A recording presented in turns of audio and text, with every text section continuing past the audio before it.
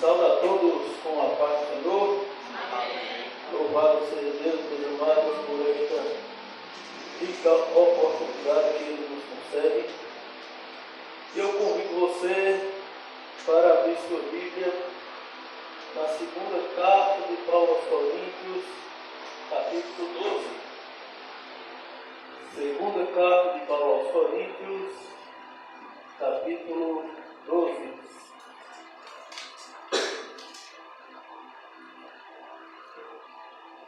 Para junto estarmos meditando.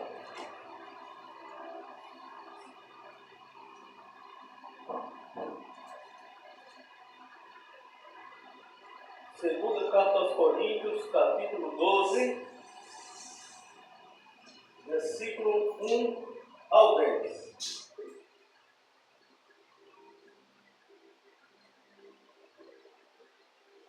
Amém? Amém. Em verdade que não convém gloriar-me, mas passarei as visões e revelações do Senhor. Conheço o homem em Cristo, que há 14 anos, se no corpo não sei, se fora do corpo não sei, Deus o sabe. Foi arrebatado até o terceiro céu. E sei que o tal homem, se no corpo, se fora do corpo não sei, Deus o sabe. Foi arrebatado ao paraíso e ouviu palavras inefáveis de que ao homem não é lícito falar. De um assim me gloriarei eu, mas de mim mesmo não me gloriarei, senão nas minhas fraquezas. Porque se quiser gloriar-me, não serei nécio, porque direi a verdade, mas deixo isso para que ninguém cuide de mim mais do que em mim vê ou de mim ouve.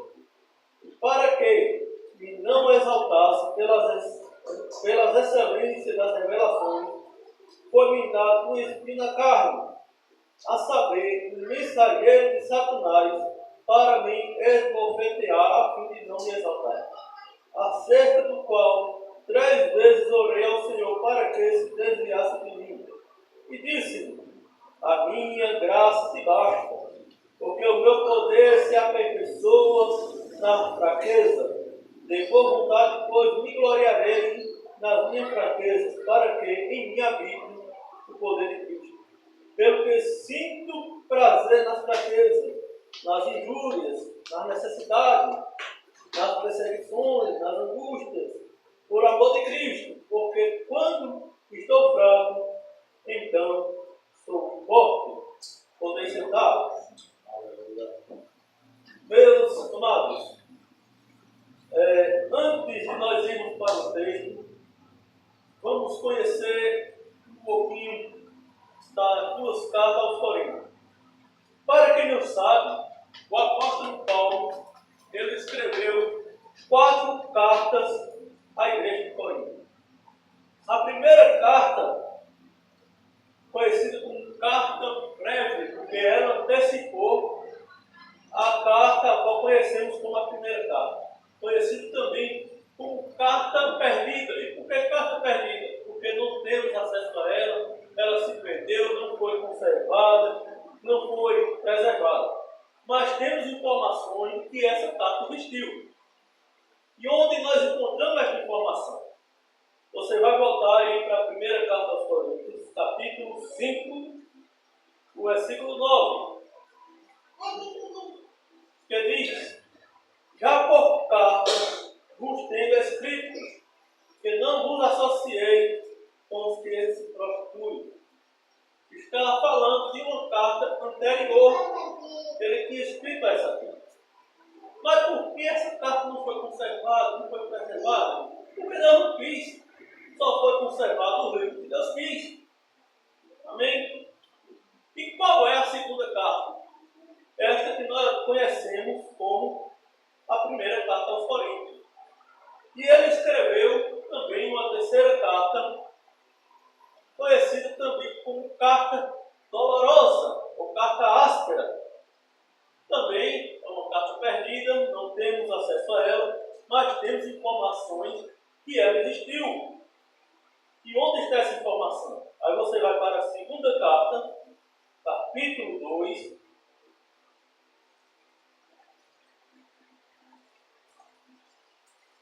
no versículo 4 que diz: porque em muita tribulação e angústia do coração vos escrevi, com muitas lágrimas, não para que vos entristeceis, mas para que conheceis o amor que abundantemente vos tem.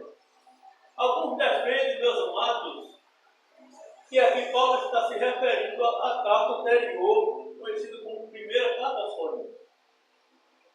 Mas o que mais se sustenta, o que mais ganha força, é a ideia de que Paulo está se referindo a uma terceira carta.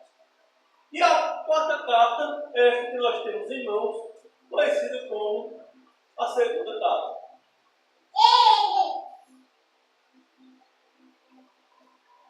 O contexto da primeira carta para a segunda carta, meus amados, é diferente.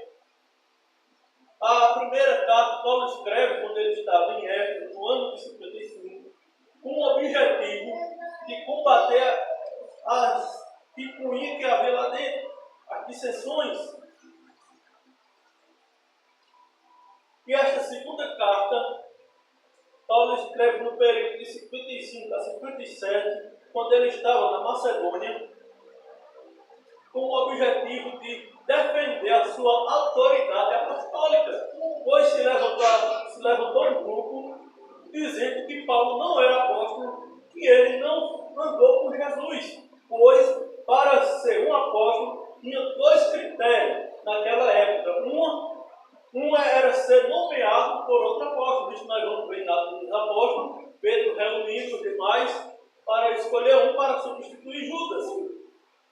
E o outro critério, que é o mais importante, é ser testemunha ocular de Cristo. E por Paulo não ter sido um discípulo de Cristo, aí se levantou-se um grupo dizendo que ele não era apóstolo. Mas Paulo defende a sua autoridade apostólica como um que foi testemunha ocular de Cristo. No caminho de Damasco, ele foi testemunha ocular de Cristo. Também, logo quando ele se converteu, você vai ver isso no livro de Gálatas, capítulo 1, ele não se converteu e saiu logo pregando, não. Ele foi para o deserto da Arábia, passou ali um período de aproximadamente 3 anos, estudando a lei e os profetas, para quando ele fosse pregar, ele mostrar que tanto a lei quanto os profetas apontavam para Cristo. Depois desse período de 3 anos, foi que ele se apresentou aos apóstolos. O que eu quero dizer, alguns defendem que nesse período que ele passou, o próprio Cristo apareceu a ele. Nesse período que ele passou no deserto estudando. E ele defendendo a sua autoridade apostólica, ele apresenta uma experiência que ele teve. Que está aqui no capítulo 12. E ele diz que em verdade não convém gloriar-se. E ele diz: passarei as visões e revelações do Senhor. Ele começa dizendo que conhece o homem. Ele não diz que era ele. Mas como a gente sabe que era ele? No versículo 7 que ele diz: para que não me exaltasse pelas excelências das revelações. Então, no versículo 7, ele responde quem é este homem que ele diz que conheceu, que conhece, que há 14 anos foi arrebatado. Se no corpo, fora, ele não sabe. Alguns defendem, meus amados, que esta experiência que ele teve foi quando ele foi apedrejado, que as pessoas pensaram que ele tinha morrido. Está em Atos dos Apóstolos, capítulo 14, versículo 19 e 20. Ele pregando, foi apedrejado e demais ali pensaram que ele tinha morrido. Aí alguns acreditam que foi ali que ele teve essa experiência maravilhosa.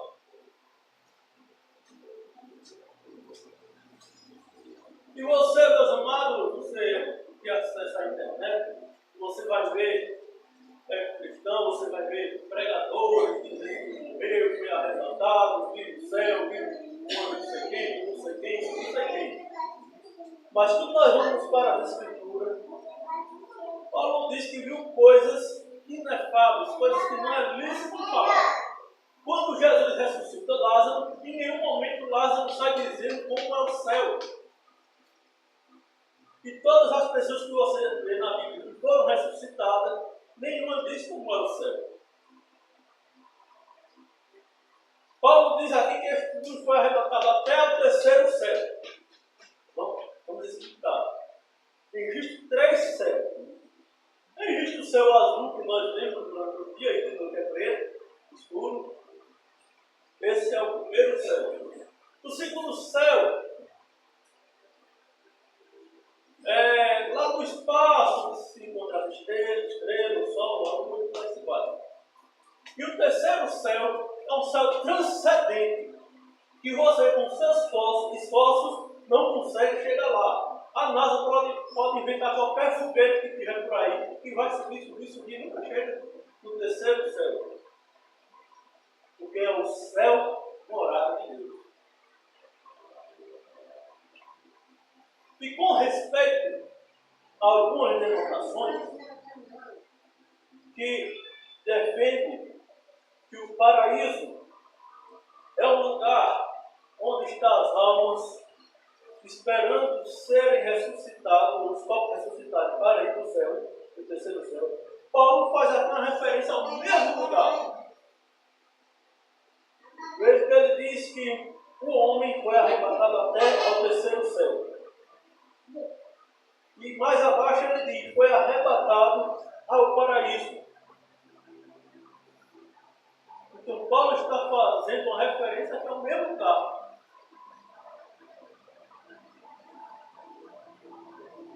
Mas o que é interessante aqui, meus amados, é que Paulo diz o seguinte: para que me não exaltasse pelas excelências das revelações, foi-me dado um espinho na carne, a saber, o mensageiro de Satanás, para me esbofetear, a fim de não me exaltar.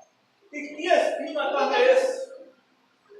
Há várias opiniões, há várias divergências. O texto não explica o que é esse espinho na carne. Alguns vão dizer que era um problema da visão. Quando ele se converteu no caminho de Damasco, ele passou ali 3 dias cego, esperando Ananias ir orar por ele, para ele recuperar a visão. E alguns acreditam que ainda ficou algumas sequelas. Se você observar, meus amados, a maioria das cartas não foi Paulo que escreveu. Ele ditava e alguém escreveu para ele. No final da carta aos Romanos, o escritor da carta diz: eu, Técio, que vos escrevi esta carta. E na maioria das cartas, você vai ver Paulo concluindo: saudação da minha própria mão, saudação do meu próprio punho. E na carta aos Gálatas ele diz: vedes com que tão grande letra os escrevi. E alguns defendem que ele escreveu a carta aos Gálatas, ele mesmo escreveu. Por isso ele conclui: vedes com que tão grande letra os escrevi. Alguns acreditam que esse espinho na carne é malária. Hoje ele teve enfermo, alguns acreditam que ele contraiu esta enfermidade.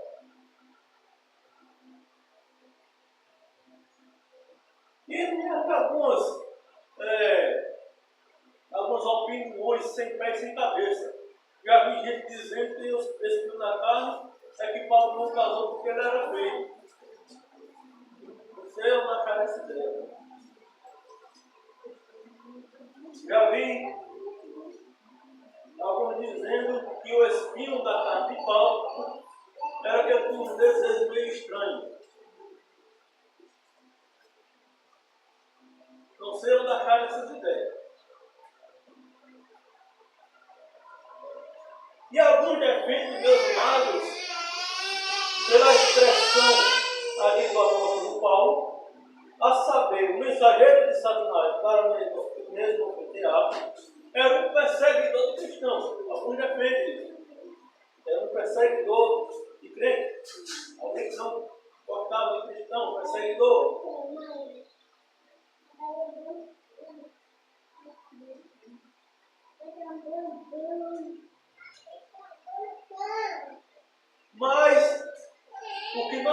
sabemos é que Paulo estava sendo atribulado. Ele estava sendo perturbado por alguma coisa. E mais uma vez eu falo, se você ouvir alguém dizendo que cristão não passa por luta, que cristão não passa por dificuldade, que cristão não adoece, que cristão não passa por necessidade, se você vê alguém dizendo que cristão tem que prosperar, que se cristão estiver passando por luta é porque está em pecado, é falta de fé, eu quero dizer a você que se afaste, que se é falso profeta, isso é heresia. Se nós fôssemos examinar a vida de Paulo com os olhos da teologia da prosperidade, Paulo era um fracassado. Se nós formos examinar a vida de Paulo com os olhos da teologia da prosperidade, a vida de Paulo foi um fracasso. Mas, na verdade, as lutas, as tribulações, faz parte da vida do cristão. Jesus disse em João capítulo 16, versículo 33, no mundo tereis aflições. Ele não nos livrou da luta, não nos livrou da dificuldade. Vamos ver o que foi que Paulo sofreu? A gente volta para o capítulo anterior. No versículo 24 ele diz: recebi dos judeus 5 açoites, 5 quarentenas de açoites. Quarentena não foi o que o governador Paulo Câmara inventou, não. Trancando o povo dentro de casa. Isso que ele inventou foi prisão domiciliar. O Diácono Cleber pregou outro dia aqui falando sobre a quarentena. Era 50 chibatadas. Ou 40 chibatadas. 40 chibatadas. 40 açoites. Mas veja o que é que Paulo diz. 5 quarentenas de açoites minutos. O que quer dizer isso? Quando o homem que estava ali, o infrator, estava sendo castigado, quando ele levava os 40 açoites, ele ali estava livre, ele cumpriu sua pena. E o que era que os judeus faziam? Ele está dizendo, esse aqui dos judeus. Quando estava 39, parar um pouquinho, mas de quanto? 39, eita, tem que dar mais. Aí de novo, 39. Eita, mas de quanto para 39? 5 quarentenas de ações.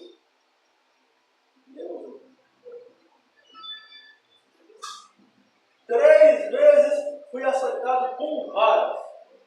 Uma vez apedrejado. 3 vezes sofri naufrágio. Uma noite e um dia passei no abismo. Em viagem, muitas vezes, em perigo de rios, em perigo de salteadores, em perigo da minha nação, em perigo dos gentios, em perigo na cidade, em perigo no deserto, em perigo no mar, em perigo entre falsos irmãos. Você está prestando atenção em tudo que Paulo enfrentou. E aí você vê uns irmãozinhos dizendo, mas não, estou sendo perseguido. Mas o que foi, irmão? Você foi preso? Não. Foi apedrejado? Não. E o que foi? Não, eu vim ali e tinha um grupinho ali, quando eu passei dizendo, mas sim, irmão. Olha, se isso for perseguição, Paulo, Pedro, de mais a parte, queria ser perseguido desse jeito.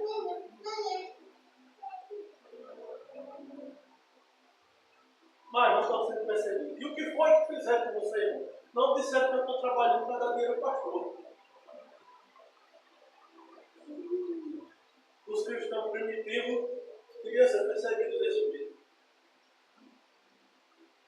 Aí Paulo diz que a nossa leve e momentânea tribulação produz um eterno e peso de glória. Paulo diz também, escrevendo aos Romanos, que as aflições do tempo presente não se comparam com a glória que há de ser revelada.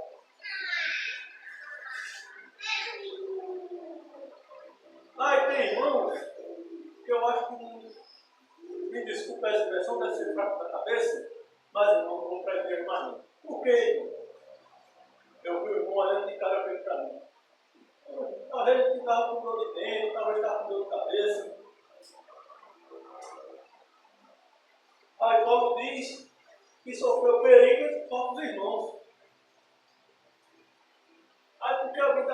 já que a gente vai sair da igreja. Meu Deus do céu.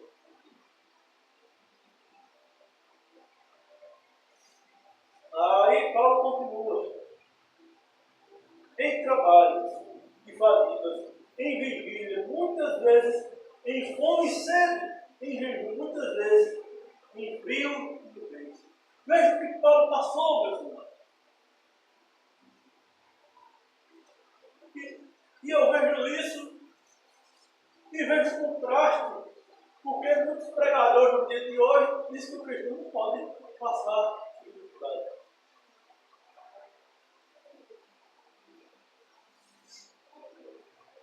Mas tudo isso que Paulo passou, meus irmãos,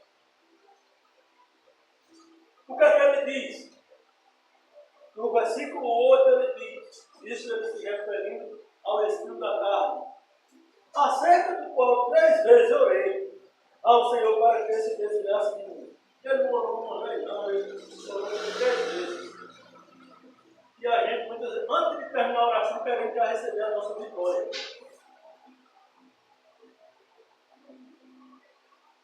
Acerca do qual 3 vezes orei ao Senhor para que se desviasse de mim. E qual foi a resposta que Paulo deu? E disse: a minha graça te basta, porque o meu poder se aperfeiçoa na fraqueza, tem minha vontade, pois me gloriarei nas minhas fraquezas, para que em mim habite o poder de Deus. Agora preste atenção. De vez em quando eu fico conversando com a minha esposa e a gente fica imaginando, mas como é que fulano, que nasceu no evangelho, nasceu bem, está desviado. Eu comparo, meu Deus, uma pessoa que já nasceu no evangelho e se desvia para o mundo, eu comparo com uma música querendo ser mendigo. Não tem lógica não. É uma música querendo ser mendigo. Não tem lógica, não tem. Se ele acontecer isso um dia, vão dizer que ele está meio da cabeça. Aí, alguém que nasce na igreja, alguém que nasce no evangelho, que se desvia para o mundo, eu comparo com um cara bilionário querendo ser mendigo. Não tem lógica.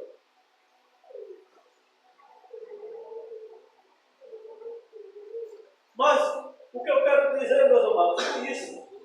Às vezes, a pessoa se decepciona com alguém, às vezes enfrenta uma luta, passa por alguma dificuldade, alguma situação que lhe tira da presença do Senhor. E o que é que eu aprendo com isso, meus amados? Que para nós permanecermos na presença do Senhor, não é com a força do nosso braço, não é com o nosso intelecto, não é com os nossos recursos, porque se for com a força do nosso braço, a gente cai. Se for com o nosso intelecto, a gente cai. Se for com os recursos que temos, a gente cai. E nós vamos ver isso na Bíblia. Sansão foi lutar com a força do seu braço, ficou cego e de prisioneiro. Salomão, com o seu intelecto, caiu no pecado da idolatria. Se nós formos lutar com as nossas forças, nós não vamos dar lugar nenhum. Se você pudesse, meus amados, ver o mundo espiritual, você não se salvar embaixo da cama. Daniel passou 21 dias orando e chegou um anjo para dar resposta. Desde dia que tu vinha se orar, Deus me mandou eu te trazer a resposta. Mas eu travei uma batalha e o arcanjo Miguel veio me auxiliar. Se você soubesse a guerra que há no mundo espiritual,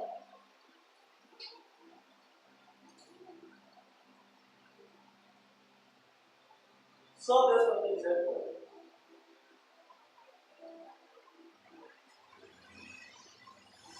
Porque a nossa luta, a nossa dificuldade, nós não enfrentamos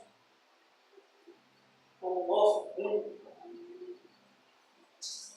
O segredo para para vencer a batalha, o segredo para vencer a luta, para ficar de pé, é a graça de Deus. A mesma graça que te alcançou, que nos alcançou lá no mundão. A mesma graça, Paulo vai dizer em Efésios, capítulo 2, versículo 8. Porque pela graça sois salvos. Essa mesma graça que nos tirou de lá, é com essa mesma graça que nós nos mantemos de pé. Paulo vai dizer isso a Timóteo: fortifica-te na graça que é em Cristo Jesus. E como, meus amados, nós devemos alcançar força nessa graça? Através da leitura da Bíblia e através de oração. Paulo não orou só uma vez, não. Ele teve que orar 3 vezes.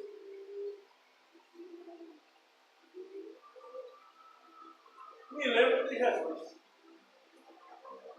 Também orou 3 vezes. Mas foi afastado dele do caso. Mas ele disse: faça por vontade minha.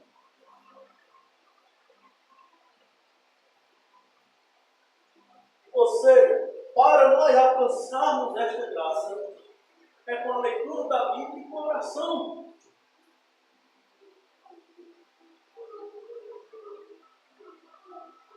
Paulo orou 3 vezes.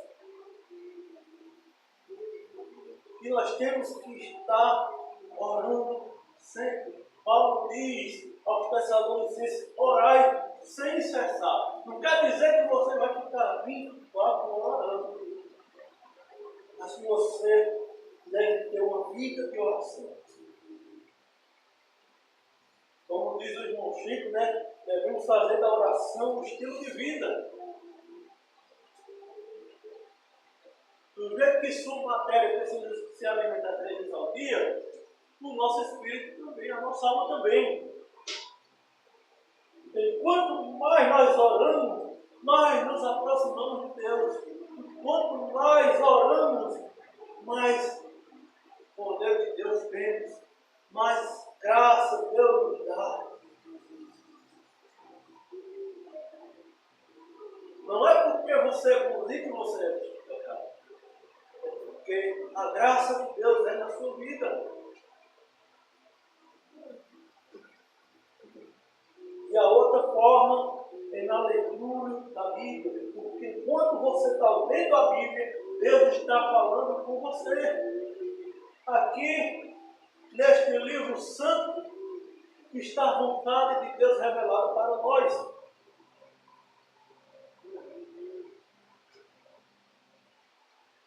Nós temos que fazer pelo meio da leitura da Bíblia estilo de vida. E é para ser viciado em Bíblia, irmão Marcelo? É isso mesmo. A expressão é essa.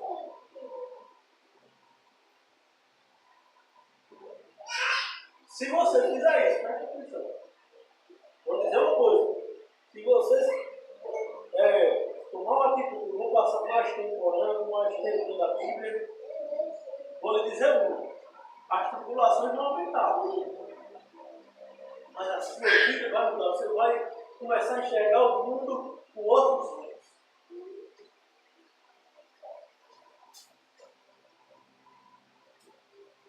Mas veja o que Paulo diz para terminar. Eu que sinto prazer nas fraquezas, nas injúrias, nas necessidades, nas perseguições, nas angústias, pelo amor de Cristo. Porque quando estou fraco, então sou forte. Não é que Paulo era masoquista, nada disso. Não. Mas o que ele está dizendo é o seguinte: enquanto eu me sentir forte, Deus vai abandonar. Esse cara não necessita de mim, está se achando forte. Mas quando eu reconheço a minha fraqueza, quando eu reconheço a minha fragilidade, aí que o Espírito Santo de Deus envolve.